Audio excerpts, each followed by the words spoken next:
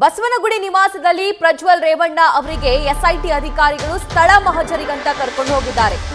ಮನೆಗೆ ಕರೆತಂದು ಸ್ಥಳ ಮಹಜರು ನಡೆಸ್ತಾ ಇದ್ದಾರೆ ಎಸ್ಐಟಿ ಅಧಿಕಾರಿಗಳು. ಇವತ್ತಿಗೆ ಎಸ್ಐಟಿ ಕಸ್ಟಡಿ ಅಂತ್ಯವಾಗ್ತಾ ಇದೆ. ಪ್ರಜ್ವಲ್ ರೇವಣ್ಣ ಲೈಂಗಿಕ ದೌರ್ಜನ್ಯ ಆರೋಪಕ್ಕೆ ಸಂಬಂಧ ಸ್ಥಳ ಮಹಜರಾಗ್ತಿದೆ. ಹಾಸನಕ್ಕೆ ಕರ್ಕೊಂಡು ಹೋದ್ರು, ಅಲ್ಲಿ ಕೂಡ ಸ್ಥಳ ಮಹಜರಾಯಿತು.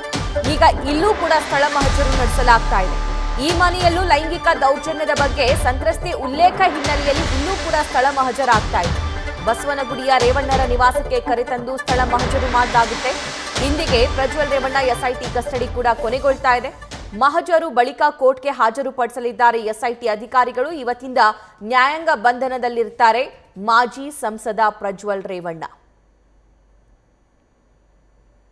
ಈ ಬಗ್ಗೆ ಮತ್ತಷ್ಟು ಲೈವ್ ಡೀಟೇಲ್ಸ್ ನೀಡ್ತಾರೆ ಸ್ಥಳದಲ್ಲಿರುವಂತಹ ನಮ್ಮ ಪ್ರತಿನಿಧಿ ಅಂಕಿತಾ, ಇವತ್ತಿಗೆ ಪ್ರಜ್ವಲ್ ರೇವಣ್ಣ ಎಸ್ಐಟಿ ಕಸ್ಟಡಿ ಕೊನೆಗೊಳ್ತಾ ಇದೆ ಮತ್ತು ಇವತ್ತೇ ಬೆಂಗಳೂರಿನ ನಿವಾಸಕ್ಕೆ ಕರೆತಂದು ಅವರಿಗೆ ಸ್ಥಳ ಮಹಜರು ಮಾಡಲಾಗ್ತಾ ಇದೆ. ಏನೆಲ್ಲ ಆಗ್ತಾ ಇದೆ ಅಲ್ಲಿ ಡೀಟೇಲ್ಸ್ ನೀಡ್ತಾ ಹೋಗೋದಾದ್ರೆ ಸಭಾ ಪ್ರಜ್ವಲ್ ರೇವಣ್ಣ ವಿರುದ್ಧದ ಅತ್ಯಾಚಾರ ಹಾಗೆ ಲೈಂಗಿಕ ದೌರ್ಜನ್ಯ ಆರೋಪಕ್ಕೆ ಸಂಬಂಧಪಟ್ಟಂತೆ ಈಗಾಗಲೇ ಎಸ್ಐಟಿ ಅಧಿಕಾರಿಗಳು ಸಾಕಷ್ಟು ತನಿಖೆಯನ್ನ ಮಾಡಿ ಮಾಹಿತಿಯನ್ನ ಕಲೆ ಹಾಕುವಂತಹ ಕೆಲಸವನ್ನ ಮಾಡಿದ್ರು. ಮೊನ್ನೆಯಷ್ಟೇ ಹಾಸನಗೆ ಕರ್ಕೊಂಡು ಹೋಗಿ ಅಲ್ಲೂ ಕೂಡ ಒಂದು ಮಹಜರು ಪ್ರಕ್ರಿಯೆಯನ್ನ ಮುಗಿಸಿದ್ದಾರೆ. ಇವತ್ತು ಎಸ್ಐಟಿಲಿ ಪ್ರಜ್ವಲ್ ರೇವಣ್ಣ ಅವರ ಕಸ್ಟಡಿ ಅಂತ್ಯ ಆಗ್ತಾ ಇರುವಂತಹ ಹಿನ್ನೆಲೆಯಲ್ಲಿ ಈಗ ಬಸವನಗುಡಿಯ ನಿವಾಸದಲ್ಲಿ ಒಂದು ಮಹಜರು ಪ್ರಕ್ರಿಯೆಯನ್ನು ಕೂಡ ಎಸ್ಐಟಿ ಅಧಿಕಾರಿಗಳು ಆರಂಭ ಮಾಡಿರುವಂತದ್ದು ನೀವು ನೋಡ್ತಾ ಇರಬಹುದು. ಇದೇ ಬಸವನಗುಡಿಯಲ್ಲಿರುವಂತಹ ಮನೆ. ಹಾಗಾಗಿ ಇಲ್ಲಿ ಕೂಡ ಎಸ್ಐಟಿ ಅಧಿಕಾರಿಗಳು ಈಗಾಗಲೇ ಮಹಜರು ಮಾಡುವಂತಹ ಒಂದು ಕೆಲಸವನ್ನ ಕೂಡ ಮಾಡ್ತಾ ಇದ್ದಾರೆ. ಈ ಮನೆಯಲ್ಲಿ ಪ್ರಜ್ವಲ್ ಅವರ ತಾಯಿ ಭವಾನಿ ರೇವಣ್ಣ ಅವರು ಕೂಡ ಇದ್ದಾರೆ ಅನ್ನೋ ಮಾಹಿತಿ ಇದೆ. ಹಾಗಾಗಿ ಎಸ್ಐಟಿ ಅಧಿಕಾರಿಗಳು ಯಾವುದೇ ರೀತಿಯಲ್ಲಿ ಮಹಜರು ಪ್ರಕ್ರಿಯೆಗೆ ತೊಂದರೆ ಮಾಡದಂತೆ ಭವಾನಿ ರೇವಣ್ಣ ಅವರಿಗೆ ಒಂದು ಸೂಚನೆಯನ್ನ ಕೂಡ ಕೊಟ್ಟಿದ್ದಾರೆ. ಇನ್ನೇನು ಕೆಲವೇ ಕ್ಷಣಗಳಲ್ಲಿ ಇಲ್ಲಿ ಮಹಜರು ಪ್ರಕ್ರಿಯೆ ಕೂಡ ಮುಕ್ತಾಯ ಆಗುತ್ತೆ. ಅದಾದ ಬಳಿಕ ಮಧ್ಯಾಹ್ನ 2 ಗಂಟೆಯ ನಂತರ ಪ್ರಜ್ವಲ್ ರೇವಣ್ಣ ಅವರನ್ನ ನ್ಯಾಯಾಧೀಶರ ಮುಂದೆ ಪ್ರೊಡ್ಯೂಸ್ ಮಾಡುವಂತಹ ಕೆಲಸವನ್ನ ಎಸ್ಐಟಿ ಅಧಿಕಾರಿಗಳು ಮಾಡ್ತಾರೆ. ಅಂದ್ರೆ ಇಲ್ಲಿವರೆಗೂ ಕೂಡ ಅಂದ್ರೆ ಕಸ್ಟಡಿಯಲ್ಲಿ ಇರುವಂತಹ ಸಂದರ್ಭದಲ್ಲಿ ಈ ಒಂದು ವಿಚಾರಕ್ಕೆ ಸಂಬಂಧಪಟ್ಟಂತೆ ಏನು ಆರೋಪವನ್ನು ಹೊತ್ತಿದ್ದಾರೆ ಪ್ರಜ್ವಲ್ ರೇವಣ್ಣ ಅವರು, ಆ ಒಂದು ಆರೋಪಕ್ಕೆ ಸಂಬಂಧಪಟ್ಟಂತೆ ಸಾಕಷ್ಟು ಎವಿಡೆನ್ಸ್ ಗಳನ್ನ ಕೂಡ ಕಲೆ ಹಾಕುವಂತಹ ಕೆಲಸವನ್ನ ಎಸ್ಐಟಿ ಅಧಿಕಾರಿಗಳು ಮಾಡಿದ್ರು. ಆ ಎಲ್ಲಾ ಒಂದು ಮಾಹಿತಿಯ ಆಧಾರದ ಮೇಲೆಗೆ ಜೊತೆಗೆ ಅವರು ಕಲೆ ಹಾಕಿರುವಂತಹ ಸಾಕ್ಷ್ಯಾಧಾರಗಳ ಸಮೇತ ಇವತ್ತು ನ್ಯಾಯಾಧೀಶರ ಮುಂದೆ ಅವೆಲ್ಲವನ್ನ ಕೂಡ ಪ್ರೊಡ್ಯೂಸ್ ಮಾಡುವಂತಹ ಕೆಲಸವನ್ನ ಮಾಡ್ತಾರೆ. ಒಟ್ಟು ಪ್ರಜ್ವಲ್ ರೇವಣ್ಣ ಅವರ ಮೇಲೆ 3 ಪ್ರಕರಣಗಳು ದಾಖಲಾಗಿತ್ತು. ಆ 3 ಪ್ರಕರಣಗಳಿಗೆ ಸಂಬಂಧಪಟ್ಟಂತೆ ಈಗಾಗಲೇ ಎಸ್ಐಟಿ ಅಧಿಕಾರಿಗಳು 2 ಬಾರಿ ಕಸ್ಟಡಿಗೆ ಪಡ್ಕೊಳ್ಳುವಂತಹ ಕೆಲಸವನ್ನ ಮಾಡಿದ್ರು. ಕಸ್ಟಡಿಗೆ ಪಡೆದುಕೊಂಡ ಬಳಿಕ ಯಾವ್ಯಾವ ರೀತಿಯಲ್ಲಿ ವಿಚಾರಣೆ ಮಾಡಬೇಕು, ಜೊತೆಗೆ ಸಂತ್ರಸ್ತೆಯ ಹೇಳಿಕೆಯ ಆಧಾರದ ಮೇಲೆ ಒಂದಷ್ಟು ಮಾಹಿತಿಯನ್ನ ಕಲೆ ಹಾಕುವಂತಹ ಕೆಲಸವನ್ನ ಎಸ್ಐಟಿ ಅಧಿಕಾರಿಗಳು ಮಾಡಿದ್ರು. ಆ ನಿಟ್ಟಿನಲ್ಲಿ ಬೇಕಾದಂತಹ ಎಲ್ಲಾ ಮಾಹಿತಿಯನ್ನ ಕಲೆ ಹಾಕೊಂಡು ಇವತ್ತು ಎಸ್ಐಟಿ ಕಸ್ಟಡಿ ಕೂಡ ಅಂತ್ಯ ಆಗ್ತಾ ಇರುವಂತದ್ದು. ಆ ನಿಟ್ಟಿನಲ್ಲಿ ಕಲೆ ಹಾಕಿರುವಂತಹ ಎಲ್ಲಾ ಮಾಹಿತಿಗಳನ್ನ ನ್ಯಾಯಾಧೀಶರ ಮುಂದೆ ಪ್ರೊಡ್ಯೂಸ್ ಮಾಡ್ತಾರೆ.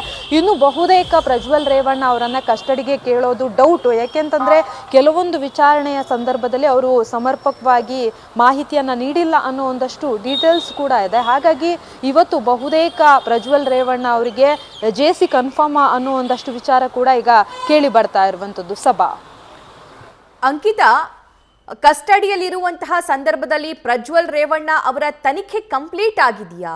ಅವರು ಎಲ್ಲದಕ್ಕೂ ಕೂಡ ಸಹಕರಿಸಿದ್ದಾರಾ? ಈಗ ಕಸ್ಟಡಿಗೆ ಮತ್ತೆ ಕೇಳುವಂತಹ ಅವಶ್ಯಕತೆ ಇಲ್ವಾ ಎಸ್ಐಟಿ ಅಧಿಕಾರಿಗಳಿಗೆ? ಸಭಾ ಒಟ್ಟು 3 ಪ್ರಕರಣಗಳು ದಾಖಲಾಗಿರುವಂತದ್ದು ಪ್ರಜ್ವಲ್ ರೇವಣ್ಣ ಅವರ ವಿರುದ್ಧ. ಹಾಗಾಗಿ ಆ 3 ಪ್ರಕರಣಗಳಲ್ಲಿ ಸಂತ್ರಸ್ತೆಯರು ಕೊಟ್ಟಿರುವಂತಹ ದೂರಿನ ಬಗ್ಗೆ ಮಾಹಿತಿಯನ್ನ ಕಲೆ ಹಾಕುವಂತಹ ಕೆಲಸ ಆಗ್ಬೇಕಾಗತ್ತೆ. ಈಗಾಗಲೇ ನೋಡ್ತಾ ಇರ್ಬೋದು ಯಾವ ರೀತಿಯಾಗಿ ಮಾಹಿತಿಯನ್ನ ಇಲ್ಲಿ ಕಲೆ ಹಾಕ್ತಾ ಇದ್ದಾರೆ. ಜೊತೆಗೆ ಈಗಾಗಲೇ ಹೊಯ್ಸಳ ವಾಹನದಲ್ಲೂ ಕೂಡ ಸಿಸ್ಟಮ್ ಅನ್ನು ಕೂಡ ಈಗಾಗಲೇ ತೆಗೆದುಕೊಂಡು ಬಸವನಗುಡಿ ನಿವಾಸಕ್ಕೆ ಕೂಡ ಸ್ಥಳೀಯ ಪೊಲೀಸರು ಬರ್ತಾ ಇರುವಂತದ್ದು. ಆ ವಿಜುವಲ್ಸ್ ಅನ್ನ ಕೂಡ ನೀವು ನೋಡ್ತಾ ಇರ್ಬೋದು. ನೀವು ಹೇಳ್ದ ಹಾಗೆ ಕಸ್ಟಡಿಯಲ್ಲಿ ಇರುವಂತಹ ಸಂದರ್ಭದಲ್ಲಿ ಒಂದಷ್ಟು ಮಾಹಿತಿಯ ಆಧಾರದ ಮೇಲೆ ಅಧಿಕಾರಿಗಳು ಕೂಡ ಎವಿಡೆನ್ಸ್ ಗಳನ್ನ ಕಲೆ ಹಾಕುವಂತಹ ಕೆಲಸವನ್ನ ಮಾಡಿದ್ರು. ಅಂದ್ರೆ ಇಲ್ಲಿ ಪ್ರಮುಖವಾಗಿ ಏನು ಅಶ್ಲೀಲ ವಿಡಿಯೋ ವೈರಲ್ ಆಗಿತ್ತು, ಆ ವಿಡಿಯೋವನ್ನ ಎಲ್ಲಿ ಮಾಡಿದ್ದು ಅನ್ನೋದು ತುಂಬಾನೇ ಇಂಪಾರ್ಟೆಂಟ್ ಆಗಿರುತ್ತೆ. ಆ ನಿಟ್ಟಿನಲ್ಲಿ ಅದರ ಒಂದು ಮದರ್ ಡಿವೈಸ್ ಎಲ್ಲಿದೆ ಅನ್ನೋದ್ರ ಬಗ್ಗೆ ಇದುವರೆಗೂ ಕೂಡ ಅಧಿಕಾರಿಗಳಿಗೆ ಯಾವುದೇ ಮಾಹಿತಿ ಸಿಕ್ಕಿಲ್ಲ. ಅಂದ್ರೆ ಪ್ರಮುಖವಾಗಿ ಈ ಒಂದು ಪ್ರಕರಣಕ್ಕೆ ಸಂಬಂಧಪಟ್ಟಂತೆ ಅಶ್ಲೀಲ ವಿಡಿಯೋ ಏನು ವೈರಲ್ ಆಗಿತ್ತು, ಆ ವೈರಲ್ ಆದಂತಹ ವಿಡಿಯೋದ ಮದರ್ ಡಿವೈಸ್ ಯಾರ ಬಳಿ ಇದೆ ಅನ್ನೋದು ಇನ್ನೂ ಕೂಡ ಎಕ್ಸಾಕ್ಟ್ ಆಗಿ ಗೊತ್ತಿಲ್ಲ. ಹಾಗಾಗಿ ಆ ಒಂದು ವಿಚಾರಕ್ಕೆ ಸಂಬಂಧಪಟ್ಟಂತೆ ಆ ಬಗ್ಗೆ ಮಾಹಿತಿಯನ್ನು ಕಲೆ ಹಾಕುವಂತಹ ಕೆಲಸವನ್ನ SIT ಅಧಿಕಾರಿಗಳು ಮಾಡ್ತಾ ಇದ್ದಾರೆ. ಆದ್ರೆ ಇದುವರೆಗೂ ಕೂಡ ಆ ಒಂದು ವಿಚಾರಕ್ಕೆ ಸಂಬಂಧಪಟ್ಟಂತೆ SIT ಅಧಿಕಾರಿಗಳಿಗೆ ಯಾವುದೇ ಕ್ಲಾರಿಟಿ ಸಿಕ್ಕಿಲ್ಲ. ಇನ್ನು ಏನು ಈಗಾಗಲೇ ವಿಡಿಯೋ ವೈರಲ್ ಆಗಿದೆ, ಆ ಪೆನ್ ಡ್ರೈವ್ ನಲ್ಲಿ ಇದ್ದಂತಹ ವಿಡಿಯೋ, ಆ ಒಂದು ವಿಡಿಯೋವನ್ನ ಆಧರಿಸಿ ಅದನ್ನ ಎಲ್ಲಿ ಶೂಟ್ ಮಾಡಿದ್ದು ಅನ್ನೋದು ತುಂಬಾನೇ ಮುಖ್ಯ ಆಗಿರುತ್ತೆ. ಹಾಗಾಗಿ ಬಸವನಗುಡಿ ನಿವಾಸದಲ್ಲಿ ಏನಾದರೂ ಅದನ್ನ ಶೂಟ್ ಮಾಡಿದ್ರ ಅನ್ನೋದು ಕೂಡ ಇಂಪಾರ್ಟೆಂಟ್ ಆಗಿರುತ್ತೆ. ಆ ಒಂದು ವಿಡಿಯೋದಲ್ಲಿ ಇರುವಂತಹ ಕೆಲವೊಂದು ಮಾಹಿತಿಯನ್ನ ಆಧರಿಸಿ ಈ ಮನೆಗೆ ಬಂದು ಅದು ವಿಡಿಯೋದಲ್ಲಿರುವಂತಹ ವಿಡಿಯೋ ಹಾಗೆ ಈ ಮನೆಯ ದೃಶ್ಯ ಏನಾದರೂ ಟ್ಯಾಲಿ ಆಗುತ್ತಾ ಅನ್ನೋದ್ರ ಬಗ್ಗೆಯೂ ಕೂಡ SIT ಅಧಿಕಾರಿಗಳು ಮಾಹಿತಿಯನ್ನ ಪಡ್ಕೊಳ್ಳುವಂತಹ ಕೆಲಸವನ್ನ ಮಾಡ್ತಾರೆ. ಮಹಜರು ಮಾಡುವಂತಹ ಸಂದರ್ಭದಲ್ಲಿ ಈ ಎಲ್ಲ ವಿಚಾರಗಳು ಕೂಡ ತುಂಬಾನೇ ಮುಖ್ಯ ಆಗಿರುತ್ತೆ. ಯಾಕೆಂತಂದ್ರೆ ನ್ಯಾಯಾಧೀಶರ ಮುಂದೆ ಪ್ರೊಡ್ಯೂಸ್ ಮಾಡುವಂತಹ ಸಂದರ್ಭದಲ್ಲಿ ಒಂದಷ್ಟು ಎವಿಡೆನ್ಸ್ ಗಳನ್ನ ಕಲೆ ಹಾಕಬೇಕಾಗುತ್ತೆ. ಯಾಕೆಂತಂದ್ರೆ ಈಗಾಗಲೇ FIR ದಾಖಲಿಸಿದಂತಹ ಸಂದರ್ಭದಲ್ಲಿ ಅಲ್ಲಿ ಉಲ್ಲೇಖ ಮಾಡಿರುವಂತಹ ಕೆಲವೊಂದು ಸೆಕ್ಷನ್ಗಳೇನಿದೆ, ಗಂಭೀರ ಸೆಕ್ಷನ್ಗಳು, ಆ ಒಂದು ಸೆಕ್ಷನ್ಗಳನ್ನ ಪ್ರೂವ್ ಮಾಡುವಂತಹ ಅಗತ್ಯತೆ ಅಧಿಕಾರಿಗಳಿಗೆ ಇರುತ್ತೆ. ಹಾಗಾಗಿ ಆ ವಿಚಾರಕ್ಕೆ ಸಂಬಂಧಪಟ್ಟಂತೆ ಎಲ್ಲಾ ಸಾಕ್ಷಿಗಳನ್ನ ಕಲೆ ಹಾಕುವಂತಹ ಕೆಲಸವನ್ನ ಮಾಡ್ತಾ ಇದ್ದಾರೆ.